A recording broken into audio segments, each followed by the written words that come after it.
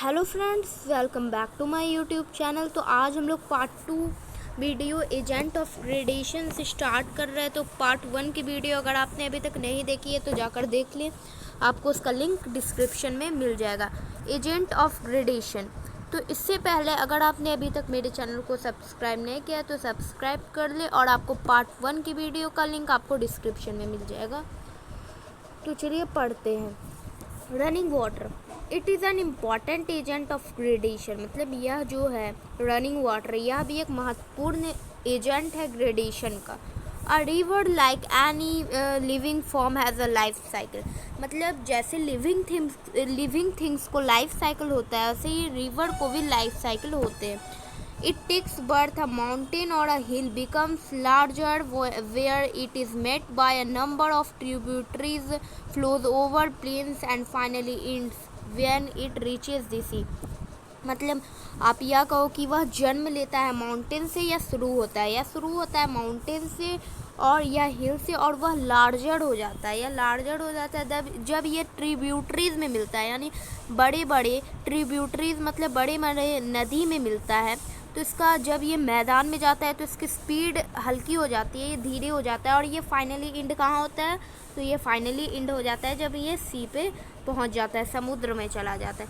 In its early stage the river is young, the flows over steep mountains where its rate of erosion is maximum। मतलब early stage में river young है, और जो ये कहाँ से बहता है? तो स्टेप माउंटेन से, जहाँ की इरोजन का रेट मैक्सिमम होता है। Due to down cutting work of a river it forms striking youthful features like I shaped and V shaped valleys, waterfalls et cetera. मतलब ये जो कटिंग मतलब रिवर जो काट के रास्ता वगैरह जाता है, तो ये कहाँ, ये फीदर्स जैसे आई शेप और वी शेप से इससे क्या बनते हैं? तो वैली और वाटरफॉल्स और इत्यादि। As the river enters into the plains it becomes the stage of maturity. जब यह रिवर इंटर करता है कोई मैदान में, जब यह इंटर करता है तो यह किस स्टेज में आ जाता है? तो ये मैच्योरिटी के स्टेज में आ जाता है। Here the volume of water increases and the slope of land decreases resulting in slow speed of the river. यहाँ जब वो आता है तो उसका वॉल्यूम जो वाटर का होता है, आवाज़ होती है, वह बढ़ जाती है, और जो उसके लैंड के स्लोप होते हैं, लैंड जो होते हैं, वो उसका मिट्टी जो है वो लेकर कहीं और चला जाता है, तो वो मिट्टी डिक्रीज़ हो जाता है, और वहाँ पर जाके वो स्लो स्पीड में हो जाता है। During this stage the river is said to flow through meanders. इस स्टेज के दौरान जो रिवर होता है वह कहाँ फ्लो करता है? तो मैंडर्स में। Before meeting the sea, the reefs become large and sluggish and gets divided into several distributaries। मतलब जब यह सी पे पहुंचने से पहले जो रिवर होता है वह लार्ज हो जाता है और स्लगिश हो जाता है, और बहुत सारे डिस्ट्रीब्यूटरीज में डिवाइड हो जाता है, नदी नालों में ये डिवाइड हो जाता है बहुत सारे। It now comes to its old stage, और यह अब आ जाता है अपने ओल्ड स्टेज में। The river thus deposits silt sand and sediments over large area near its mouth. The large deposition helps in formation of delta. The delta of Ganga and Brahmaputra is the largest delta in the world। मतलब ये जो river deposits करता है silt को, sand को और sediments को, यह अपने माउथ के लार्ज एरिया में करता है। यहाँ पे आपको डेल्टा दिख रहा होगा, आप यहाँ पे देख लेना माउथ ऑफ अ रिवर। यहाँ पे फ्रेंड्स आप देख लेना, ये माउथ ऑफ अ रिवर, ये डायग्राम। और फ्रेंड्स यह जो लार्ज डिपोजिशन होता है, यह किस चीज़ को फॉर्म करने में फॉर्मेशन होता है? तो ये डेल्टा बनता है इससे। और यह अगर आप दुनिया में सबसे बड़ा डेल्टा गंगा और ब्रह्मपुत्र है। अब हम लोग पढ़ेंगे ग्लेशियर के बारे में। Glacier, it is believe that a million years ago the climatic condition of the earth surface was much cooler than what it is now. मतलब यह पहले विश्वास किया जाता था कि मिलियन साल पहले जो था क्लाइमेटिक कंडीशन हमारे अर्थ के सरफेस का बहुत ज़्यादा ठंडा था, और अभी के मुकाबले से ये बहुत ज़्यादा ठंडा था। The earth surface was covered by ice but later the temperature began to rise gradually. But जो अर्थ का सरफेस अब जो था, पहले जो था वो आइस से कवर्ड था, लेकिन अब जो है वह धीरे धीरे ग्रेजुअली इसका जो है राइज, ये उसका टेम्परेचर बढ़ने लगा। और the rise in temperature resulted in melting of the ice. और ये जो राइज मतलब ये जो टेम्परेचर बढ़ा तो यह क्या रिजल्ट हुआ, तो ये आइस को पिघलाने लगा। The mass of moving ice is called glacier. जो मूविंग, जैसे आप मान लो कि नदी आ रही है, ठीक है, वो आ रही है, वैसे ही एक आइस का भी वैसे ही बहता है, उसे हम लोग ग्लेशियर कहते हैं। In India, the glaciers are found in high altitudes of Himalayas where temperature is below freezing point। मतलब भारत में यह ग्लेशियर हाई एल्टीट्यूड पे हिमालयाज पे पाया जाता है, जहाँ की टेम्परेचर फ्रीजिंग पॉइंट से बिलो है। Like running water, moving ice also erodes loose particles और पार्ट्स ऑफ रॉक। जैसे रनिंग वाटर, मूविंग आइस, ये सब क्या है, लूज पार्टिकल्स है रॉक्स के। It takes them along and deposit them behind when its melts. यह क्या करता है, तो ये मूविंग आइस क्या करता है, ये इसे डिपोजिट करता है जब ये पिघल जाता है। Huge masses of ice which cover large area of continent are called continental glacier. मतलब बड़ी बड़ी जो आइस के मासेज होते हैं वह जो बड़ी कॉन्टिनेंट को कवर करके रखते हैं, आइस से ढक कर रखते हैं, उसे हम लोग बड़ी जो चीज़ को कवर करके रखते हैं उसे हम लोग कॉन्टिनेंटल ग्लेशियर कहते हैं। लाइक अंटार्कटिका एंड ग्रीनलैंड, जैसे अंटार्कटिका और Greenland. Other glacier which occupy small areas over the mountain are called mountain glacier like Siachen glacier and Gangotri of the Himalayas in India. मतलब जैसे अब माउंटेन ग्लेशियर क्या होता है, तो दूसरी तरफ जो ग्लेशियर जो कि छोटे छोटे एरिया को कवर करता है आइस से, उसे हम लोग माउंटेन ग्लेशियर कहते हैं, जैसे सियाचिन और गंगोत्री जी जो कि भारत के हिमालय में पाया जाता है। अब do you know the snow line is a line on the high mountains ever which the snow never melts. एक स्नो लाइन जो होता है वो हाई माउंटेन्स में होता है जो कभी उसका बर्फ पिघलता ही नहीं है।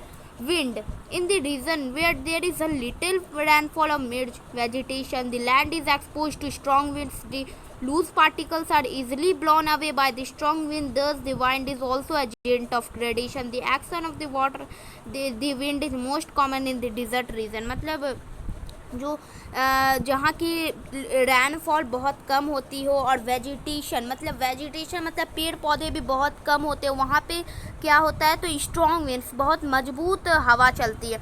और ये जो स्ट्रॉन्ग विंड्स होता है ना, ये लूज पार्टिकल्स को ईजिली ब्लोन करके कहीं भी उड़ाकर लेके जाता है, और यह भी एक इम्पॉर्टेंट एजेंट है ग्रेडेशन का।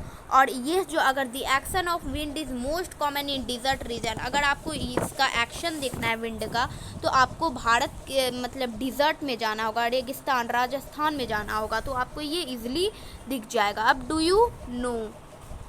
You know air can neither be seen और nor felt but the swift horizontal movement of air is felt, movement of air is felt, it is called wind. Air ना कि हम लोग कोई भी air कोई नहीं देख सकता और ना ही महसूस कर सकता है, या स्विफ्ट हॉरिजॉन्टल मूवमेंट है, एयर को फील किया जाता है और इसे हम लोग विंड कहते हैं। The strong wind has the capacity to rub and scrape rocks resulting in transect rocks like mushroom rock. मतलब यह जो है स्ट्रॉन्ग विंड का कैपेसिटी है, ये एक रूप का कैपेसिटी है जो कि स्क्रैप रॉक्स मतलब मजबूत रॉक्स को भी ये तोड़ कर लेके चल जाता है। और जो है जैसे मशरूम रॉक को आप देख लो, ये सब the carried materials is then deposited at a new place whenever the speed of wind slows down. जब ये कैरिड मटेरियल को कैरिड करके एक न्यू प्लेस पे डिपोजिट कर देता है, तो इसका स्पीड जो होता है विंड का, हवा का, ये क्या हो जाता है, धीमा हो जाता है। This forms various type of sand dunes. यह क्या फॉर्म करता है, तो बहुत सारे टाइप्स को सैंड ड्यून्स हम किसे कहेंगे, आप यहाँ पे फोटो में देखो, सैंड ड्यून्स पिक में देखो, यहाँ पे सैंड ड्यून्स टीले को कहते हैं। Sand dunes can be found in the western part of Rajasthan in India.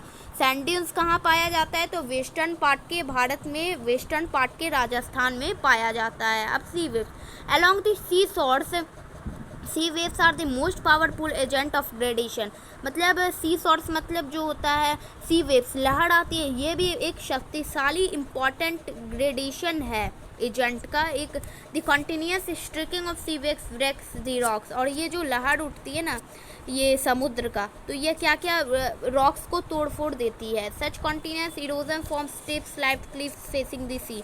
आपको यहाँ क्लिफ्स दिख रहा होगा फोटो में, यहाँ ये जो इरोजन होता है ये क्लिफ्स आपको सी में यहाँ पे आपको फोटो में आप देख सकते हैं, यहाँ पे क्लिफ्स है। and such contains the eroded materials may then be deposited along the coast beaches।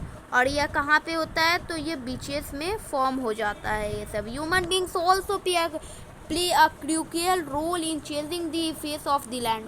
Human beings भी है, ये भी एक क्रूशियल रोल प्ले करते हैं लैंड के सरफेस को चेंज करने में। Over growing population and industrialisation has disturb the natural environment to a large extent. मतलब जो ये कैसे कर रहे हैं, तो ये पॉपुलेशन बहुत ज़्यादा बढ़ रहा है, इंडस्ट्रियलाइजेशन हो रहा है, और ये सब जो हो रहा है ये हमारे नेचुरल इन्वायरमेंट को डिस्टर्ब कर रहा है। The human activity involves diverse land use like clearing the forest for agriculture, construction of roads and new human settlements etcetera. ये सब जो ह्यूमन एक्टिविटी हो रहा है, जैसे फॉरेस्ट को क्लियर किया जा रहा है, कट किया जा रहा है, क्यों किस लिए, तो एग्रीकल्चर के लिए, रोड बनाया जा रहा है, न्यू आदमी सब आ रहे हैं और अपना सेटलमेंट कर रहे हैं और इत्यादि दी जा रहा है। Few examples which change the land surface. ये जो है कुछ एग्जाम्पल है जो कि हमारे लैंड सरफेस को चेंज कर रहे हैं। Human beings need take care of all resources and maintain ecological balance. This can be achieve by sustaining development. मतलब ये जो है ये ह्यूमन बींग्स को भी ज़रूरत है ये सब रिसोर्सेज को टेक केयर करने का, इकोलॉजिकल बैलेंस को टेक केयर करने का और इसे अच्छी तरह से इस्तेमाल करने का। तो फ्रेंड्स आज के लिए बस इतना ही। पार्ट 3 वीडियो में हम लोग सॉइल से पढ़ेंगे। तो अगर आपको मेरी वीडियो पसंद आई हो तो लाइक शेयर एंड सब्सक्राइब करें और मेरे चैनल को ग्रो करें। Thank you for watching my video.